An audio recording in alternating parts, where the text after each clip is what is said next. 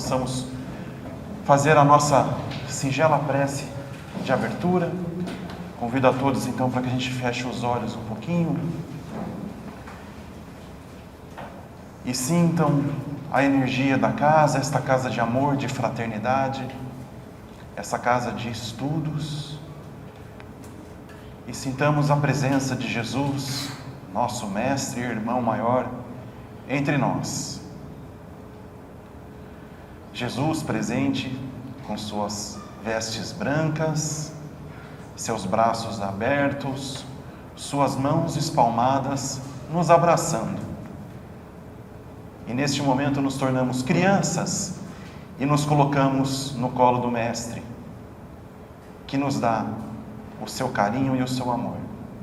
E assim pedimos ao Mestre Jesus, e também pedimos o concurso dos benfeitores espirituais aqui presentes, toda a luz, a sabedoria, o direcionamento e o equilíbrio, para que possamos aqui aprender um pouquinho mais deste Evangelho tão rico que Jesus nos deixou. Que assim seja. Então, como o André nos passou, hoje nós vamos falar um pouquinho sobre o capítulo 4. Ninguém pode ver o reino de Deus senão nascer de novo. Mas o importante é a gente trazer aqui para a gente alguns conceitos, né, antes da gente avançar um pouquinho no estudo de hoje. Então, gosto sempre de lembrar, né? Começar pela questão 625 do Livro dos Espíritos, no qual Kardec pergunta aos benfeitores espirituais qual é o modelo de guia e perfeição que Deus deu ao homem. E os benfeitores espirituais respondem: vede Jesus. Então ele é o nosso modelo e guia. E Jesus, ele foi o maior pedagogo, vejam bem, o maior pedagogo que já existiu na face da Terra. Isso eu falo dos seus ensinamentos éticos e morais. E aí Kardec, quando ele começou com o seu trabalho junto dos benfeitores espirituais, sendo orientado por eles, começou a montar o Evangelho, a sequência do Evangelho de cada capítulo.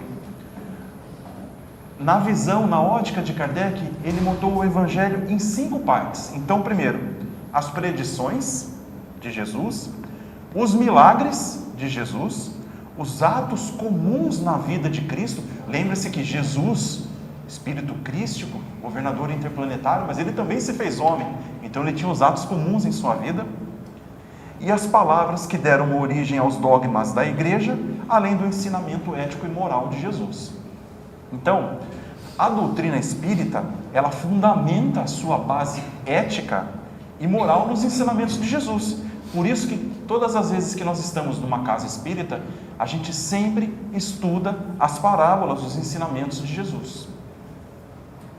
E aí a gente pode concordar também que Jesus, ele foi e é o maior personagem religioso de todos os tempos, né? Então, Jesus, quando ele encarnou, né, ele promoveu uma mudança vibratória e energética no orbe, no planeta Terra, muito grande. Então, algumas vertentes do Espiritismo defendem que o planeta Terra está passando por um processo de regeneração e transformação. Sim, isso é verdade. Alguns defendem que começou em 2012, outros em 2019. Eu ouso dizer que começou a partir do dia 1 de Jesus encarnado aqui na Terra. Tamanha a mudança que ele veio trazer para nós.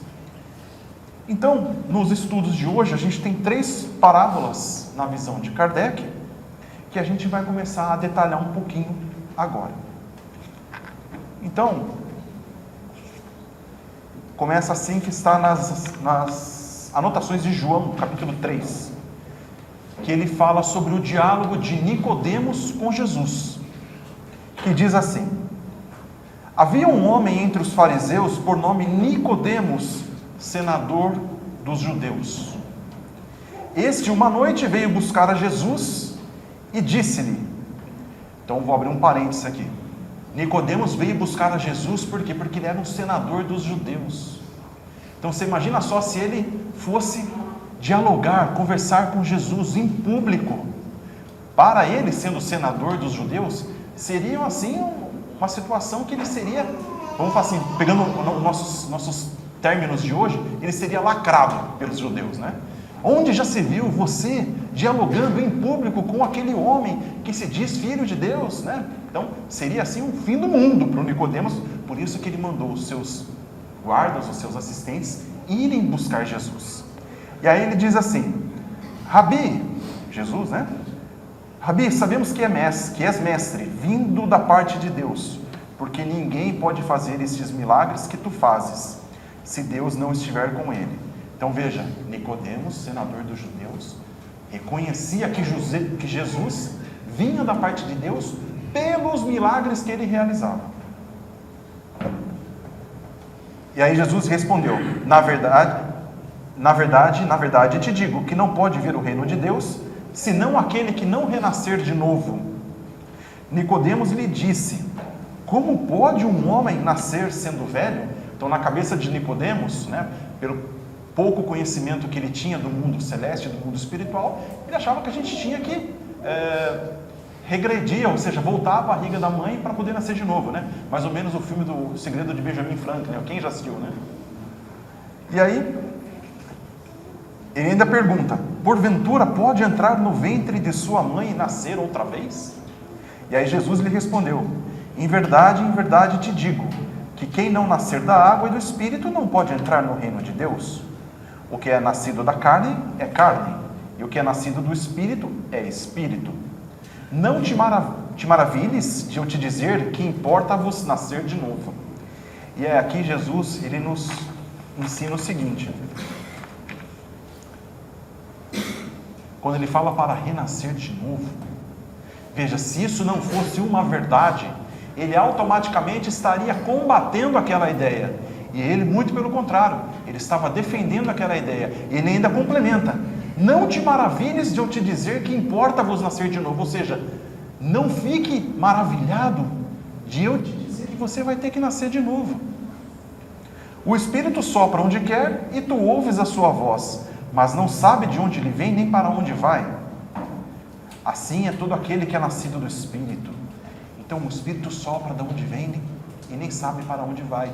Jesus aqui está dizendo claramente para nós da pluralidade das existências, essa lei da pluralidade das existências, ou seja, nós somos espíritos, estamos encarnados neste momento com essa vestimenta corpórea, mas nós somos espíritos, nós temos centenas ou até milhares de anos de existência. E através da lei da pluralidade das existências, nós somos reencarnando, retornando ao mundo espiritual, reencarnando novamente, assim sucessivamente. Por isso que ele diz aqui: o Espírito sopra onde quer, ou seja, nós estamos aqui, espíritos encarnados. E tu ouves a sua voz, mas não sabe de onde vem, ou seja, a existência anterior, e nem para onde vai, a existência futura. E perguntou Nicodemos: como se pode fazer isto?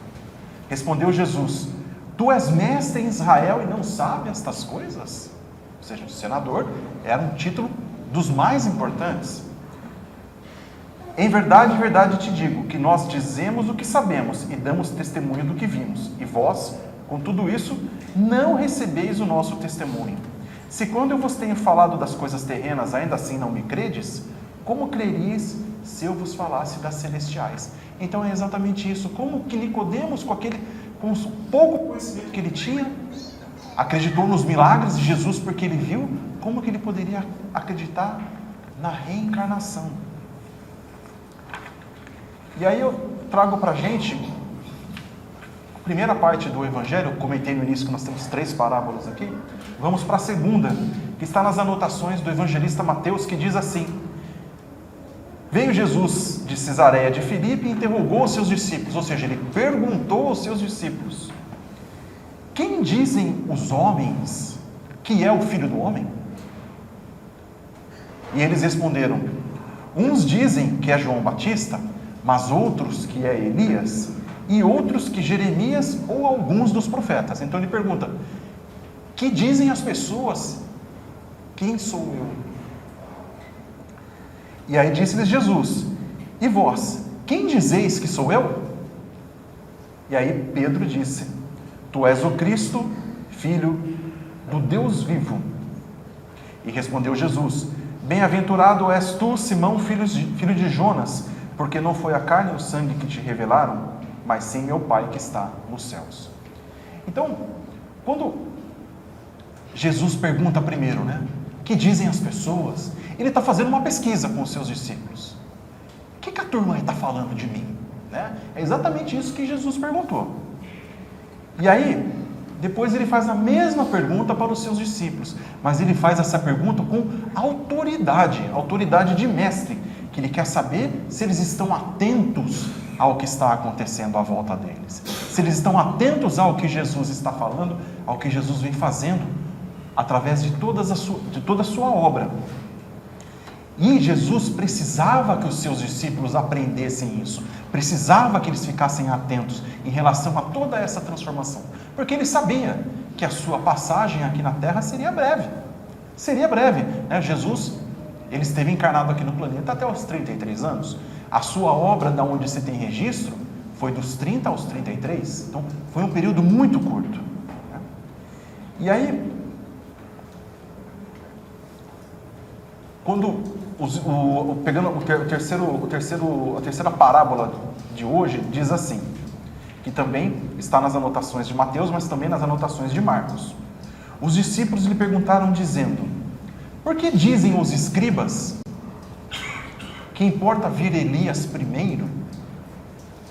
Mas ele respondendo lhes disse: Elias certamente há de vir e restabelecerá todas as coisas. Digo-vos, porém, que Elias já veio e eles não o conheceram. Antes dele fizeram o quanto quiseram. Então, Jesus complementa: Assim também o Filho do Homem há de padecer às suas mãos. Então compreenderam os discípulos que Jesus falava de João Batista. Então veja, mais uma vez Jesus dando testemunho do processo reencarnatório, da pluralidade das existências. João Batista era a encarnação de Elias. E o que aconteceu com João Batista? Todos nós sabemos. Porque vejam, é impossível, fisicamente era impossível Elias estar ali, porque Elias viveu 800 anos, foi um profeta que viveu aproximadamente 800 anos de Jesus. E aí quando eles falaram de Jeremias também, Jeremias viveu 600 anos antes de Jesus. Então vejam que há esse processo reencarnatório. E aí a gente dando prosseguimento, ainda no diálogo de Jesus com os discípulos, Pedro, ele afirma convictamente, certo? Que Jesus é o Filho de Deus vivo. Muito bem. Jesus, por ser um espírito crístico, ou seja, um espírito crístico é um espírito da mais elevada evolução. Ele reencarnou uma única vez no planeta Terra. Uma única vez. Ele é o nosso governador espiritual e interplanetário. Jesus governa do planeta Terra, mais outros 3 planetas, um total de 4. E quando Pedro respondeu a Jesus, o mestre exatamente disse o quê? A respeito da mediunidade de Pedro. Ele falou assim: Feliz é tu, Pedro, filho de Jonas. E no livro A Caminho da Luz, de Emmanuel, psicografado pelo Chico, Emmanuel, ele nos diz que Jesus, ele está conosco desde o princípio, ou seja, desde o início do planeta Terra. Ou seja, mais de 4 bilhões de anos. E durante todo este processo, ou seja, todo o processo de Jesus, ele passou pelo mesmo processo evolutivo ao qual nós estamos passando. Além disso, Emmanuel diz no livro A Caminho da Luz, que o sistema solar onde Jesus nasceu já não existe mais, porque os sistemas solares, eles existem por aproximadamente 15 bilhões de anos. Então a gente já tem uma noção da idade do Mestre. Então, quando Jesus diz que é preciso nascer de novo da água do Espírito, ele diz o quê? Que é preciso nascer de novo, biologicamente e espiritualmente. Quando eles falam, os judeus daquela época falavam muito de nascer da água, da água, sempre falavam da água, por quê? Porque a água, ela é fonte de vida, a água, ela pode gerar energia, a água, ela gera vida. Então, o conceito água, ele é muito importante. Até se a gente pegar um trecho do livro de Gênesis, fala exatamente sobre isso.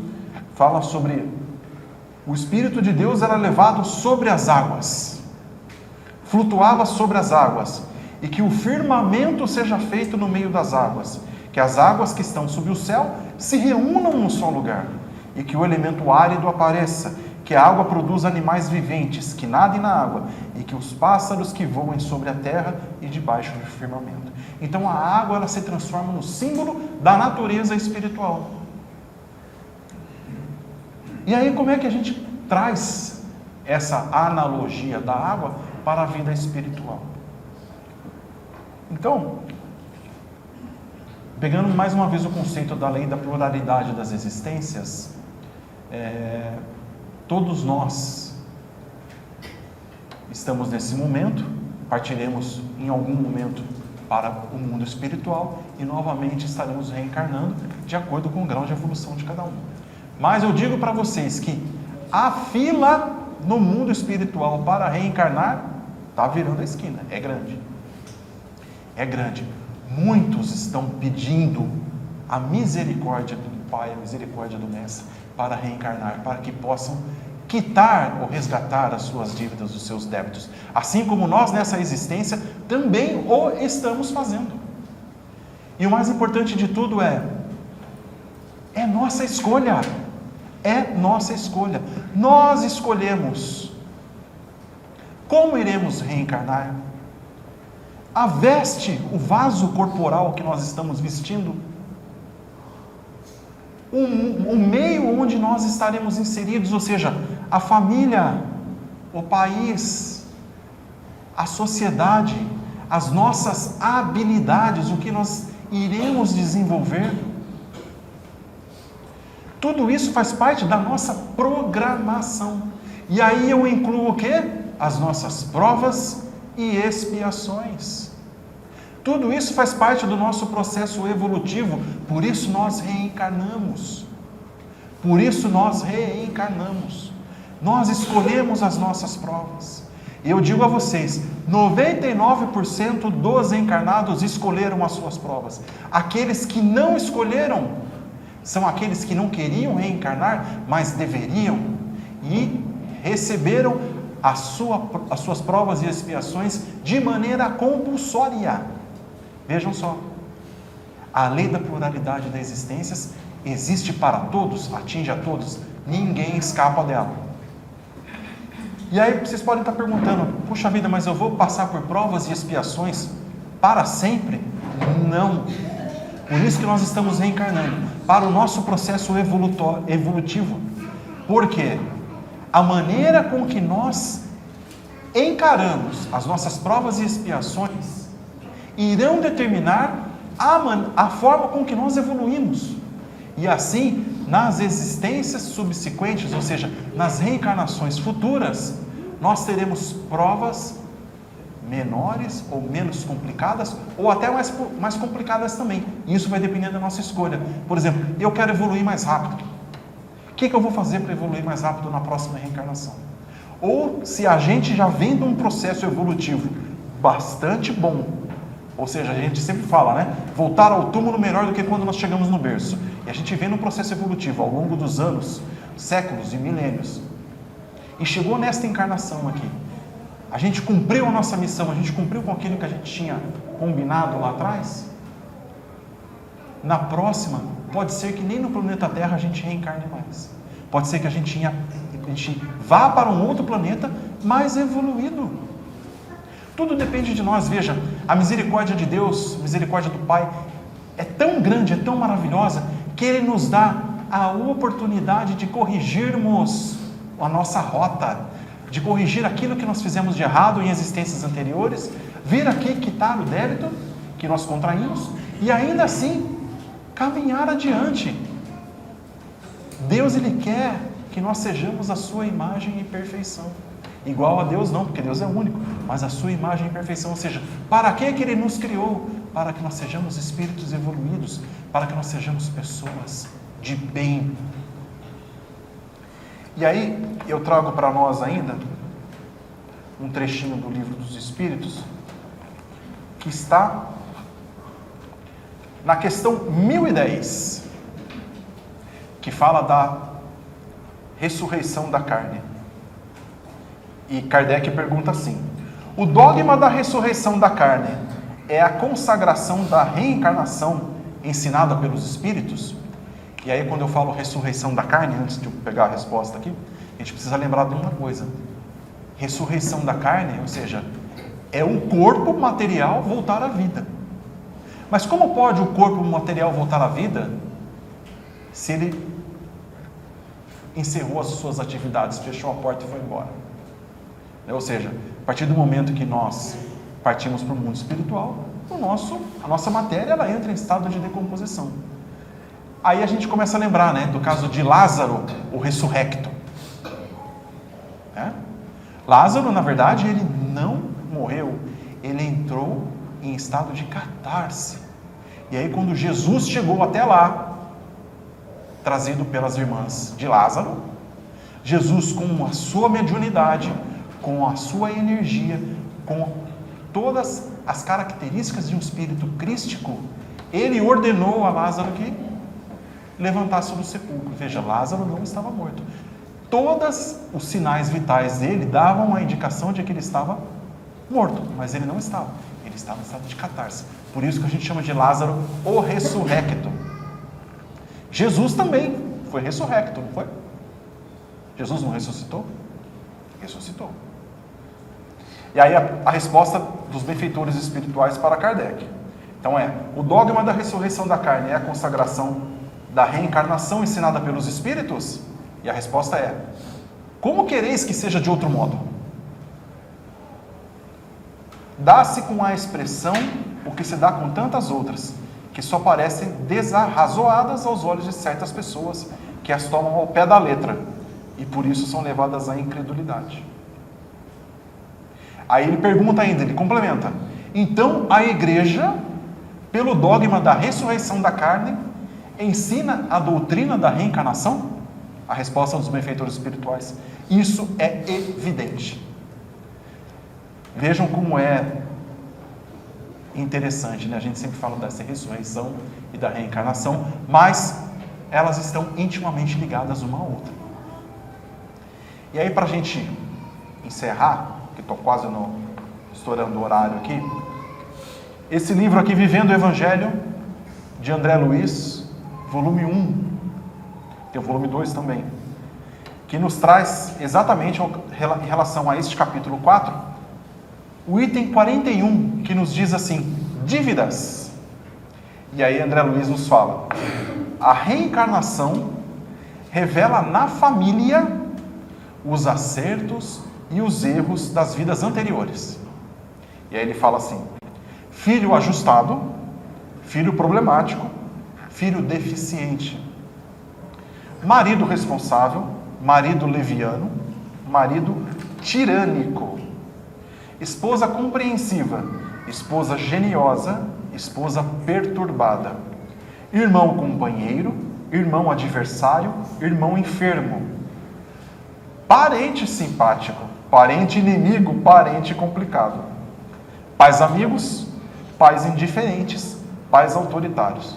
Alguma semelhança com a nossa vida em sociedade? Bastante, O cenário familiar é o passado no presente, exigindo reajustes e transformações. Vejam, nós escolhemos a família a qual nós estamos inseridos, justamente para reajustes e transformações.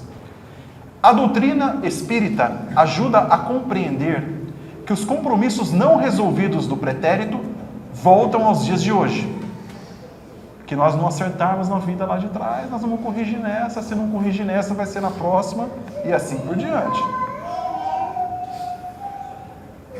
Os compromissos não resolvidos do pretérito voltam aos dias de hoje através da reencarnação, como dívidas a serem resgatadas. Jesus é o nosso avalista, mas no banco da evolução, ninguém transfere o débito. O devedor é quem paga. Então, ou seja, não adianta que a gente não vai conseguir transferir a nossa dívida para ninguém, não. A gente é que tem que pagar. Meus amigos, essa era a mensagem que eu gostaria de trazer a todos no dia de hoje.